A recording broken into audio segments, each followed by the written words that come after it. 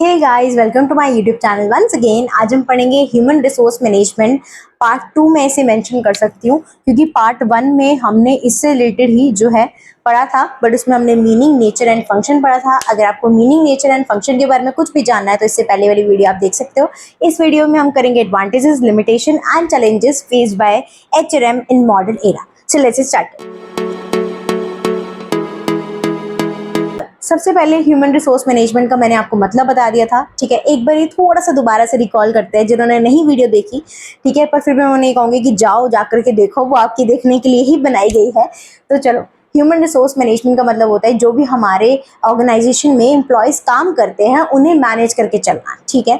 अब मैनेज किस तरीके से करना, यानी कि उन्हें रिक्रूट करना, सिलेक्ट करना, ठीक है, उन्हें proper time to time compensation देना, उनकी ट्रेनिंग करना, डेवलपमेंट करना, हर एक चीज इसमें इंक्लूड होता है। चलो, अब आती है इसकी एडवांटेजेस, ठीक है। First is ensures right person for the right job. Human resource management जो है वो इंश्योर करता है कि सही बंदे को ही सही जॉब के लिए हायर किया गया है।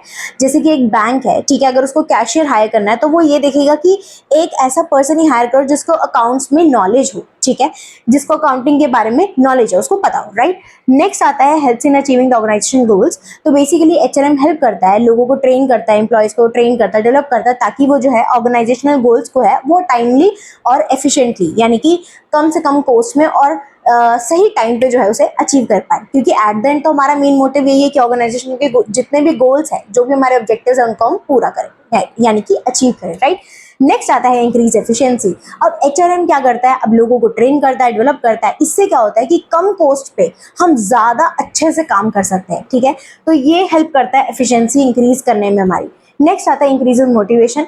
अब ये चीज समझो कि जब आप एम्प्लॉयज को इंसेंटिव दे रहे हो, ठीक है, उन्हें कंपेंसेशन यानी कि उन्हें सैलरी, बोनस, जो उनके पैसे बनते हैं, रिवॉर्ड है, वो टाइम टू टाइम दे रहे हो तो एम्प्लॉयज मोटिवेट होते हैं। या फिर उन्हें कोई बेनिफिट्स दे रहे हो, किसी भी तरीके के बेनिफिट्स, मॉनेटरी या नॉन मॉनेटरी, तो उससे क्या है, एम्प्लॉयज जो है मोटिवेट होते हैं। फॉर एग्जाम्पल, अगर मान लो कोई एम्प्लॉय अच्छा था तो उसे बेस्ट सेल्समैन का अवार्ड दे दिया, अब वो अगली बार और कोशिश करेगा कि मैं और कुछ अच्छा करूं ताकि मैं और अचीव कर पाऊं, राइट। नेक्स्ट आता है इंश्योर्स बेटर परफॉर्मेंस। तो जो एचआरएम है वो इंश्योर करता है कि एम्प्लॉयज अच्छे से काम कर रहे हैं, उनकी जो परफॉर्मेंस है उनको इवैल्यूएट करता है, उनको जो भी दिक्कत आ रही है उनके बारे में फीडबैक देता है, उन्हें ट्रेन करता है, ठीक है जी। Next and last is reduce employ turnover.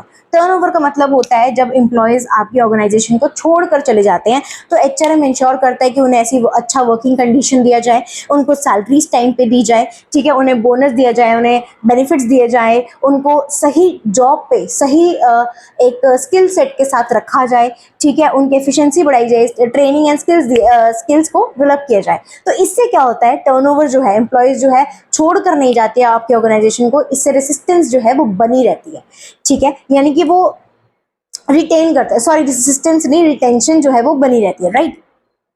Next आता है आपके पास लिमिटेशन। अब लिमिटेशन में क्या है, सबसे पहली बात हाई कॉस्ट। अब लोगों को हायर करना, उन्हें ट्रेन करना, उनको डेवलप करना, मतलब उनकी स्किल्स को बढ़ाना, फिर उसके बाद उनकी, जैसे अब हम हायर कर रहे हैं, रिक्रूट कर रहे हैं, तो उन्हें एडवर्टीजमेंट भी देनी पड़ेगी, वेबसाइट बनाओ, हर एक चीज़ करो, उसका पैसा लगता है, ठीक है। ट्रेनिंग प्रोग्राम्स हमारे को जो है, सेमिनार्स कंडक्ट करो, ये सब चीज़ें करो, इसमें भी पैसा लगता है, तो कॉस्ट जो है ना बहुत ज़्यादा लगती है। सेकेंड आता है टाइम कंज्यूमिंग। अब आप ये देखोगे, जब आप किसी एम्प्लॉय को रिक्रूट करते हो, सिलेक्ट करते हो, तो राउंड ऑफ जो है इतने सारे राउंड्स लगते हैं आपके इंटरव्यू के, तो टाइम कंज्यूमिंग है, ठीक है। पहले लोगों को उनको एडवर्टीजमेंट दो, फिर उसके बाद लोग आएंगे, फिर उनको एक एक करके इंटरव्यू लो, फिर उनको आगे पास करो, फिर जो आगे जाके सिलेक्ट होंगे उनमें से चूज करो, फिर उन जो बच जाएंगे उनमें से चूज करो। तो इसमें क्या है, बहुत सारे राउंड्स हैं, तो टाइम कंज्यूमिंग है। नेक्स्ट आता है एम्प्लॉयर रेसिस्टेंस। अब एम्प्लॉयज क्या करते हैं, कई बार मना कर देते हैं, नहीं भाई हम नहीं करेंगे। जैसे मान लो न्यू अटेंडेंस सिस्टम आपने कोई अपनी ऑर्गेनाइजेशन में इंस्टॉल कर दिया, तो एम्प्लॉय ने मना कर दिया, भाई हम तो ये नहीं करेंगे, हमारे से नहीं होगा, हम नहीं कर सकते, ठीक है। तो वो होता है ना, एम्प्लॉयज धरने में बैठ जाते हैं, स्ट्राइक कर देते हैं, तो ये क्या होता है, उनकी रेसिस्टेंस बनी जाती है। नेक्स्ट आता है अनसर्टेन ह्यूमन बिहेवियर। जो कॉमन प्रॉब्लम है कि कई बार क्या होता है, आप एक अच्छी सैलरीज भी दे दो ना, उसके बाद भी एम्प्लॉय खुश नहीं होता, क्योंकि हर किसी का अपना अपना बिहेवियर है। कोई कुछ एक्सपेक्ट करता है, कोई कुछ एक्सपेक्ट करता है, जिसकी वजह से लिमिटेशन है कि एचआरएम की मानी जाती है। नेक्स्ट आता है ह्यूमन एरर। ह्यूमन एरर भी हो सकती है, डिसीजन लेते टाइम गलतियां हो सकती है, और बायसनेस भी हो सकती है। लेट से आपने किसी का इंटरव्यू लिया और आपको नहीं भी पसंद आया, तो भी आपने उसको सिलेक्ट कर लिया ऑर्गेनाइजेशन में, क्योंकि वो आपको जान पहचान का बंदा था, ठीक है, तो दैट इज बायसनेस। नेक्स्ट आता है लीगल रिस्ट्रिक्शन। कई बार क्या होती है, लीगल रिस्ट्रिक्शंस जो है आपको रोक रोक करके रखती है। जैसे मान लो कंपनीज को जो लेबर यूनियन लॉज हैं या गवर्नमेंट की जो लॉज हैं उन्हें फॉलो करना पड़ता है। जैसे कि मिनिमम वेज का अगर कोई लॉ है तो उसे फॉलो करना पड़ेगा। कंपनी ऐसे नहीं कर सकती कि कम वेजेस दे दिए, कभी प्रॉफिट नहीं हुआ तो ये सब चीजें नहीं कर सकती। तो लीगल रिस्ट्रिक्शंस जो है बहुत सारी है। नेक्स्ट आता है challenges faced by HRM in modern era. आज के टाइम में क्या दिक्कतें आ रही हैं? First is technical challenges. बहुत ज्यादा टेक्निकल चैलेंजेस आ रहे हैं, रोज नई नई टेक्नोलॉजी आ जाती है, आप एआई टूल्स वगैरह हर एक चीज आ गई है। तो बार बार उन चीजों को अडॉप्ट करना और उन्हें स्किल्स देना, एम्प्लॉयज की स्किल्स को बढ़ाना, उनको ट्रेनिंग देना, एक तो कॉस्टली भी बहुत है और मुश्किल होता जाता है। नेक्स्ट आता है एम्प्लॉय रिटेंशन। यहाँ पे क्या होता है, एम्प्लॉयज की कई बार रिटेंशन जो है वो कम हो जाती है। किस चक्कर में? भले ही वो उन्हें सैलरी भी आप दे दो, लेकिन कई बार क्या होता है वो आपसे कुछ और एक्सपेक्ट कर रहे होते हैं, जो आप नहीं दे पाते वो कॉम्पिटिटर्स दे देते हैं आपके।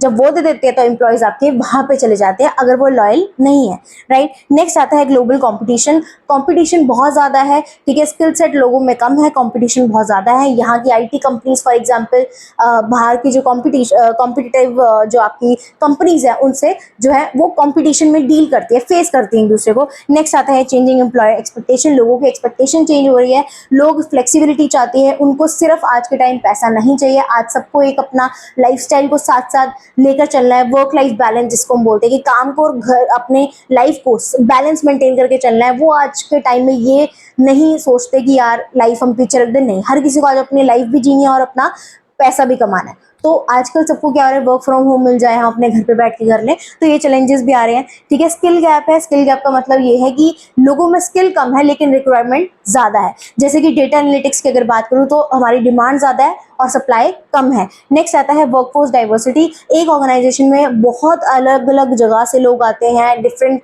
पार्ट ऑफ कंट्रीज से अगर मैं बोलूँ, डिफरेंट पार्ट से, जैसे कि लेट से कोई नॉर्दर्न एरिया से आ रहा है, कोई साउदर्न से आ रहा है, ठीक है। तो अलग अलग कल्चर से, अलग अलग जो रीजन है, बैकग्राउंड है, उनसे लोग आते हैं। तो डाइवर्सिटी बहुत ज़्यादा है और उन सबको एक ही जगह मैनेज करना डिफिकल्ट होता है। And next and last is data privacy, जो कि आज के टाइम में सबसे बड़ा कंसर्न है कि एम्प्लॉयज़ की जो भी डेटा है उनको सेफ एंड सिक्योर रखना, उनकी कोई भी इंफॉर्मेशन को लीक ना होने देना, ठीक है। आई होप ये आपको अच्छे से समझ में आएगा। कोई भी प्रॉब्लम हो तो कमेंट में down, like share and subscribe my channel. जय श्री राम।